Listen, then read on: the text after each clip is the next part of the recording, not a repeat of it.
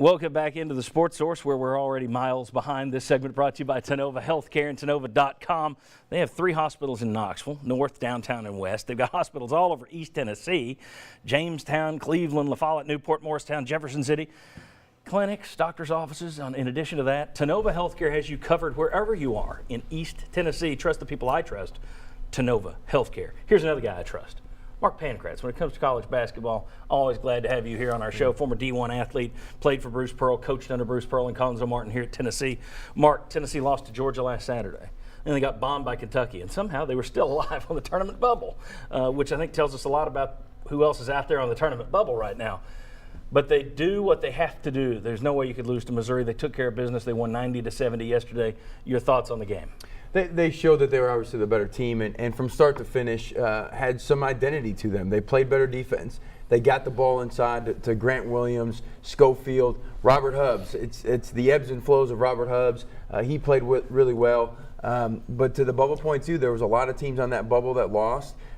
Tennessee was focused yesterday and did what they were supposed to do. Let's talk about Robert Hubbs, and then we'll open it up for the crew here. They've admitted he's had injuries. Bum knee, one of those things. Where does he stand right now? He got 33 minutes yesterday. Where are you in terms of managing Robert Hubbs? You're into the stretch run, 4 games left. You think they're still having to manage him, or is it just he's good enough, let him go? I think you got to manage him. Someone that's had his knee drained as many times as he has.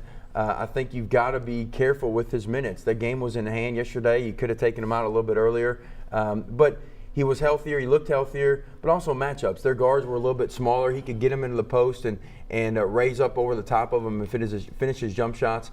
But they're going to need Robert down the stretch. These last 4 games are big, obviously, and they got to manage his minutes. I'll start with Mike Griffith down there. Thoughts on Robert Hubbs and his importance to the team? I know you wrote about it yesterday. About 80% of the offense goes through him. That doesn't mean he's accountable for it, but so much goes through Robert in terms of setting up the inside-out game, his ability to penetrate, just being that senior leader, that proven guy. He's got that excellent mid-range jump shot. When he's hitting it, Tennessee is so much better team. And yesterday with the plus 19 and the plus minus, clearly when Robert is playing well, Tennessee is so much better. Conversely, at Kentucky, he gets pulled out. And, I just had the flashback to the Vanderbilt football game and what that did. And here comes Vandy again on Wednesday, John. Guys, thoughts on where this team is right now with Robert Hubbs and moving forward on the schedule? Yeah, Rick Barnes mentioned in the postgame, Mark, like you were talking about, that he probably played Robert Hubbs a little bit too much. And maybe he shouldn't have played him the number of minutes that he did. But he is just so important to them on the floor. And you can see when they run the offense properly, going inside out, finding him cutting through the lane, they're a much different team. And it's something that they'll have to manage because he's very important for them.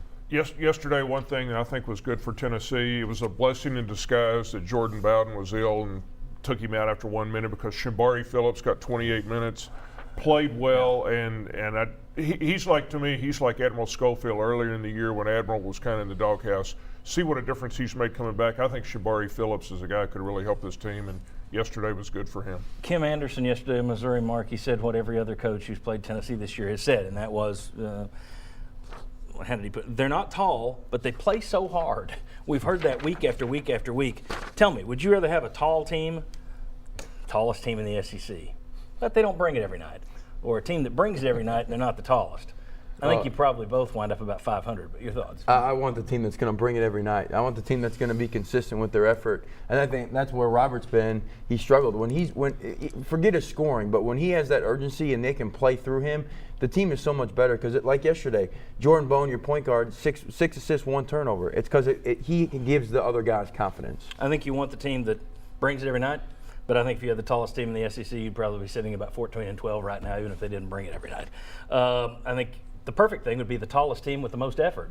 That'd be great. Long arms, athleticism, ability to jump, all those other things. Can you bring Kentucky's team down here? I'd take Grant Williams over about any of them. He's playing well. All right, when we come back, we still got NFL draft news to come. We're going to talk about the AD search a little bit more.